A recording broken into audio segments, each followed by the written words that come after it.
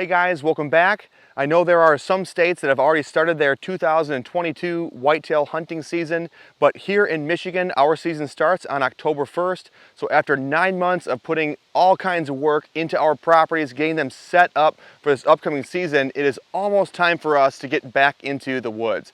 That's why in today's video, I want to talk about a few strategies that we like to key on during the early season. And guys, I do want to touch on a few things before we dive into those strategies. And the first is that there's more than one way to bake a cake. And what that means is there's more than one way to get the job done. And that goes with a lot of different things as it relates to whitetail hunting, meaning that there's more than one way to shape a food plot, there's more than one way to set up a property, and there's more than one hunting strategy that you can follow to find success. Our strategy tends to be more on the conservative side, but that does not mean that if you are a more aggressive hunter and you have a more aggressive approach to hunting, that you're not going to find success. There are plenty of hunters out there that have an aggressive strategy every single season, and they tend to find success year after year. So you just need to find a strategy that fits your personality, that makes sense to you. And for us, that's a more conservative approach to our hunting strategy, and the early season is no exception. The second thing that I want to briefly touch on, so I don't waste your time if you've been subscribed to the channel for some time, is that our hunting strategy does not change from year to year. So our approach to early season hunting this season is not going to be much different from last year or much different than the year before that. So if you have been subscribed to this channel for a few years and you've seen those early season strategy videos previously, this year's video is not going to be much different. However, if you're new to the channel, then hopefully these early season hunting strategies can bring you success.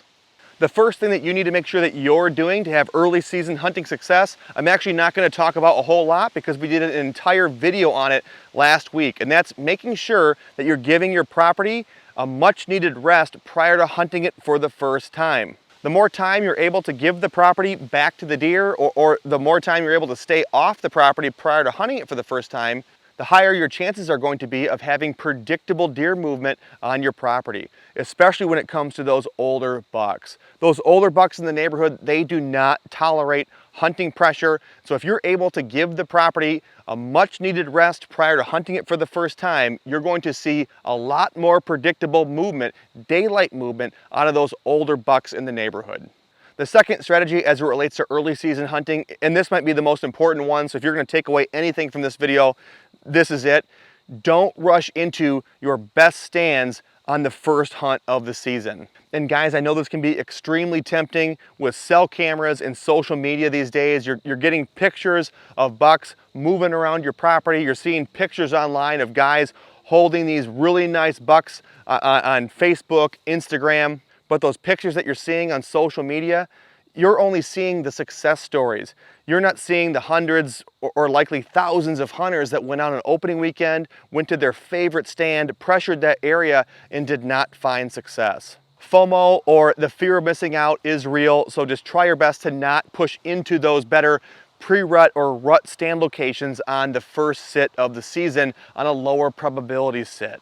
That being said, it is opening weekend. You've waited 9 months, put a lot of blood, sweat, and money into your property this off season to get it ready for the upcoming season. So where should you be focusing during the early season? And one of the strategies that we really like to focus on during the early season when it comes to stand location is we really like to hunt closer to the edges of our property and do more what are called observational sets. And an observational sit is exactly what it sounds like. We are simply just observing deer movement. Again, we are sitting towards the edges of our property, so we are not pressuring the interior of our property, but we have a few windows to where we can see that movement that's taking place, towards the interior of our property. So we can gain intel for hunts down the road.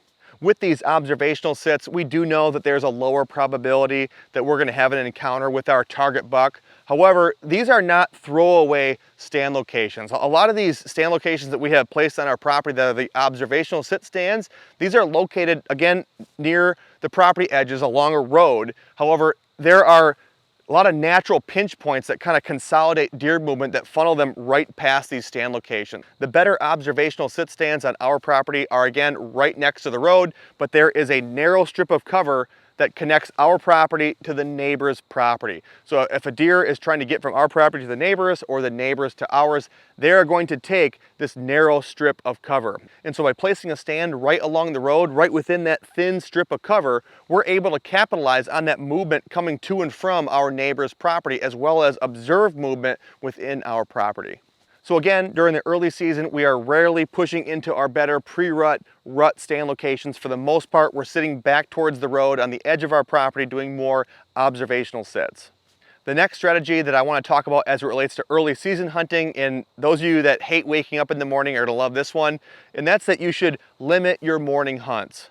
There are always going to be exceptions, but for the most part, when we're hunting a morning, we're hunting bedding areas. And the reason is fairly simple. After sunset and throughout the night, a majority of the neighborhood deer herd will be out in that destination food source. And they're gonna hang out in that destination food source until just before sunrise, and then they're gonna start filtering back into those bedding areas. And that's the movement that we're trying to capture. However, what a lot of the collared buck research has shown is that a lot of those older bucks, they're getting back to that bedding area well before daylight. And so if you're trying to slip into that bedding area in the morning, there's a really good chance that you're either going to bump that deer as you're walking in and he's walking into the same location, or he's already going to be there when you walk in, and again, you're going to bump that deer.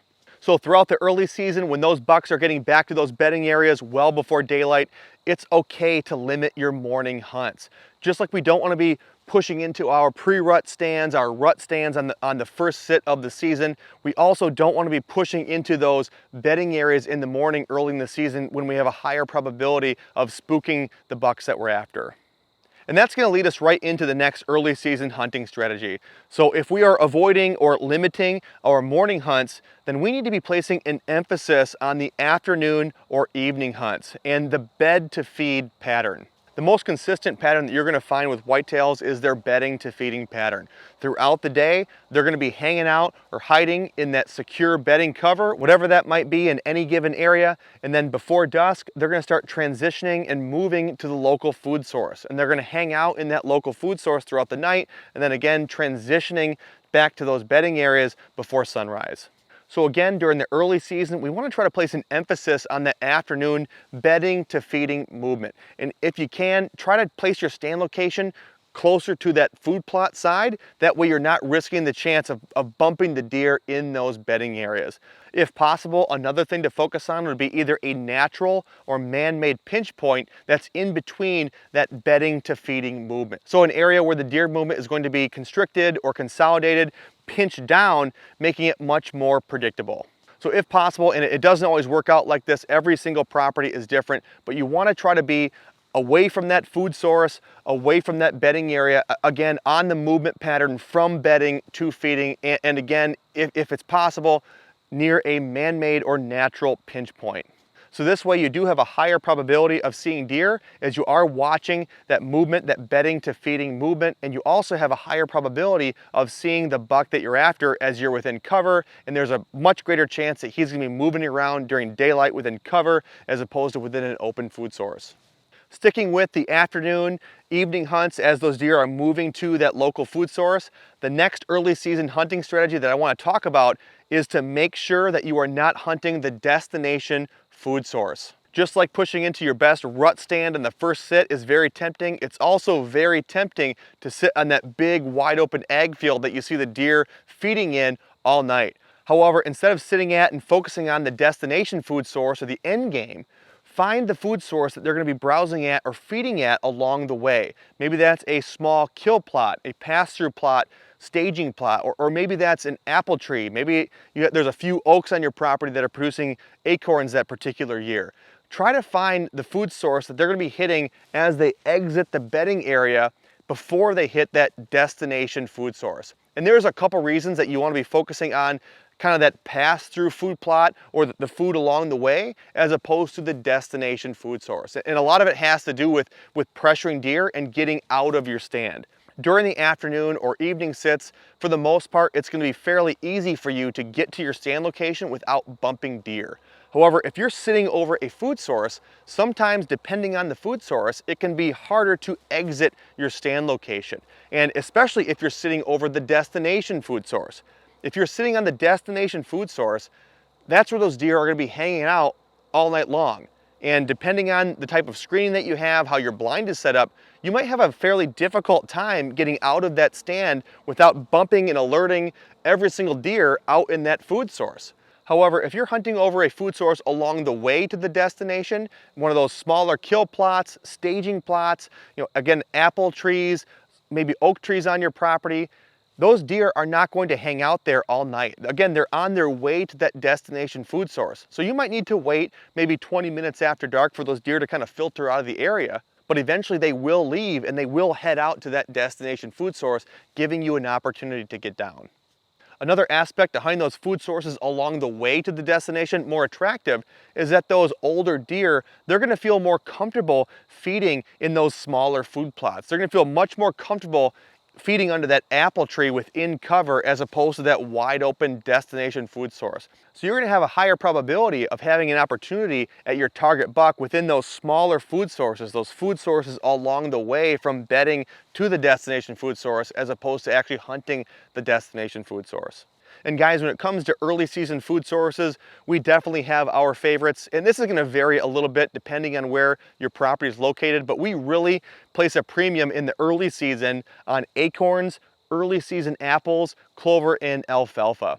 The deer where we hunt really hit these particular food sources hard during the early season. So we want to make sure that we are scouting the apple trees on our property, the oaks on our property, to see which of those trees are producing from year to year. And that's actually why I chose this particular location to film this video, because we had a monster red oak fall down on our property after one of the storms that moved through this past week. And although I have been checking the oaks on the property, throughout the summer to see which ones were producing and which ones are not, this actually gave me a pretty good idea that the red oaks on our property this year are not producing acorns. Again, I had been checking the red oaks throughout the property to see if they had been producing this year, and it did not look like they were, and this was confirmation. This tree fell down this past weekend, so I was able to actually get in there and look to see if there was any acorns or not, and there are not. So on this property, on this particular year, I'm not going to be placing a whole lot of focus on the red oaks. However, we do have a few apple trees that are producing, and the deer are under those trees a few nights a week.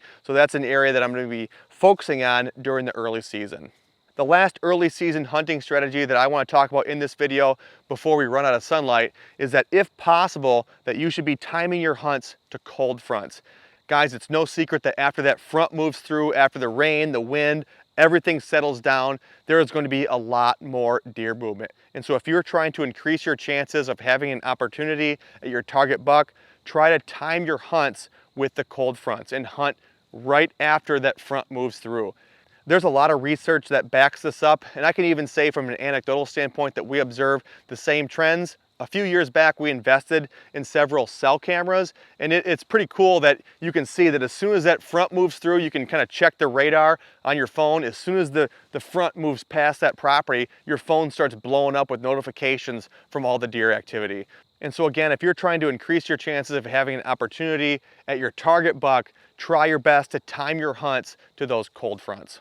But guys, we're running out of daylight, so that's going to wrap it up on today's video on early season hunting strategies. If you guys have any other hunting strategies for the early season, I'd love to hear about them. Or if you have any questions, please drop those in the comment section below. I'll get back to those as soon as I can, and we will see you guys in the next video.